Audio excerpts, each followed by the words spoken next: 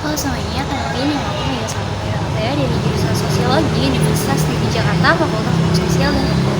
Nah, pada video kali ini aku bakal analisis suatu program yang jadi perbincangan hangat belakangan ini, yaitu program makan siang bergizi dari Presiden terpilih kita Prabowo Subianto. Nah, penasaran karena apa aja yang akan aku analisis di dalam video ini? Ayo kita simak video selanjutnya. Presiden terpilih Prabowo Subianto berambisi untuk merealisasikan janji kampanye saat Pilpres tahun 2024 untuk memberikan makan bergizi gratis bagi anak sekolah, balita, ibu hamil maupun ibu menyusui. Nah, program ini akan direalisasikan pada tahun 2025, yaitu sekarang. Nah, selain untuk memenuhi kebutuhan gizi anak Indonesia dan meningkatkan kehadiran anak sekolah, program ini juga dirancang untuk menjadi salah satu katalisator pendorong pertumbuhan ekonomi di Indonesia, sebab pemerintah akan belanja triliunan rupiah harinya untuk membeli produk pertanian, memasak, hingga mendistribusikan makanan dan susu gratis. Prabowo sudah membentuk Badan Gizi Nasional untuk melaksanakan program itu. Melalui tangan Presiden Joko Widodo atau Jokowi, ia menetapkan Peraturan Presiden Nomor 83 Tahun 2024 tentang Badan Gizi Nasional. Sudah 9 bulan terakhir melakukan uji coba untuk melaksanakan program ini. Jadi yang pertama itu program itu diberikan sekali sehari tiap anak pagi dan siang. Terus yang kedua dikerjakan oleh 1,5 juta orang di 30.000 lokasi, bukan di dapur umum. Lalu 15.000 sepiring berisi ayam, telur, nasi, sayur, dan susu.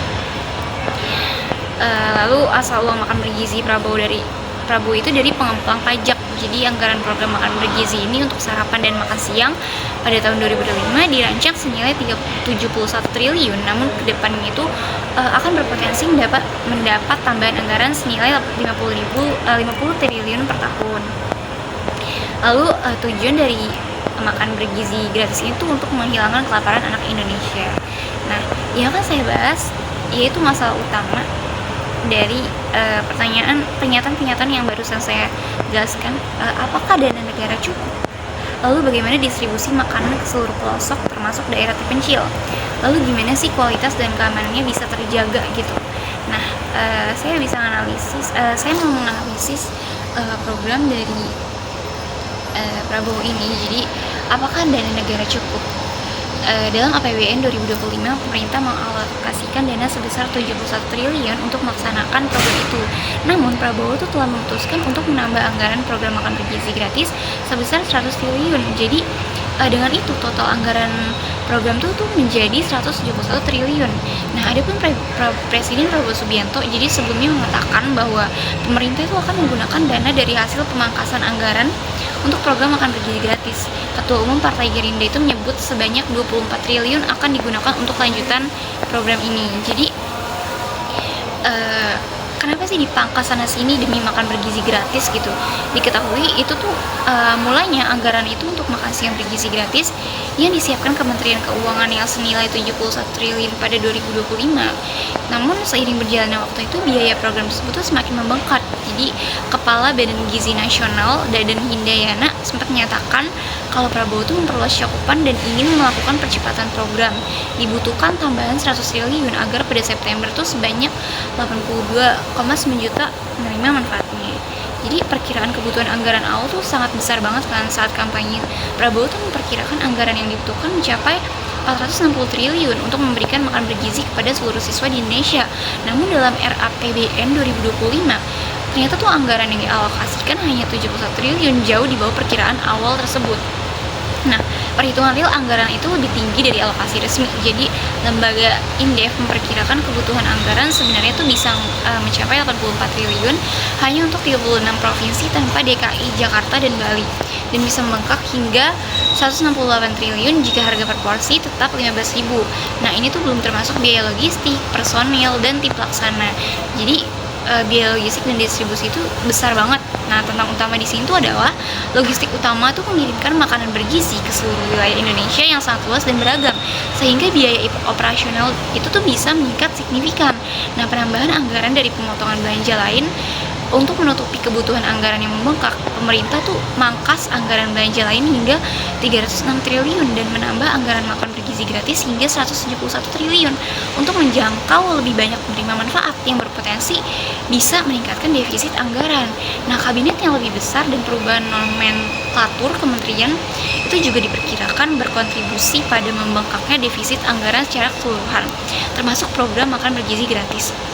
Nah, anggaran membengkak karena estimasi awal yang sangat besar, kebutuhan biaya logistik dan operasional yang tinggi, serta penyesuaian cakupan penerima yang lebih luas dari target awal, sehingga program makan bergizi gratis itu membutuhkan dana jauh lebih besar dari alokasi awal 71 triliun. Nah, ini tuh termasuk pemborosan dana. Jadi program makan bergizi gratis itu dianggap pemborosan dana karena penyalurannya tuh dinilai tidak tepat sasaran, sehingga dana yang besar itu tidak efektif mencapai kelompok yang benar-benar membutuhkan.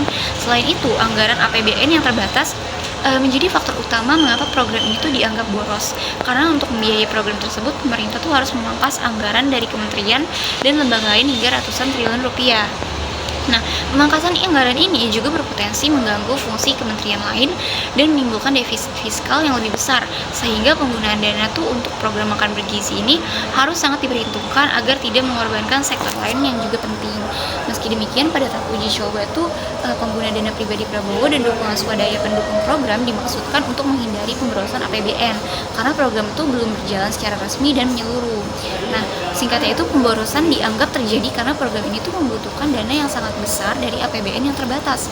Sementara efektivitas penyaluran dan pengelolaan dana itu masih dipertanyakan. Nah, gimana sih distribusi makanan ke seluruh pelosok termasuk daerah terpencil? Jadi distribusi makanan dalam program makan siang gratis Presiden Prabowo ini dilakukan secara bertahap dan melibatkan 190 satuan pelayanan pemenuhan gizi atau SPPG atau dapur MBG yang tersebar di 26 provinsi termasuk daerah terpencil seperti Papua dan Nusa Tenggara Timur.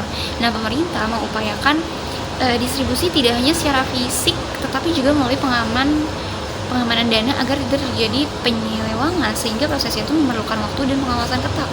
Nah, untuk efisiensi bahan baku makanan tuh dibeli langsung dari produsen dalam jumlah besar agar biaya itu bisa ditekan, sehingga anggaran 10.000 per anak per hari itu dinilai cukup untuk memenuhi kebutuhan gizi minimal 600-700 kalori.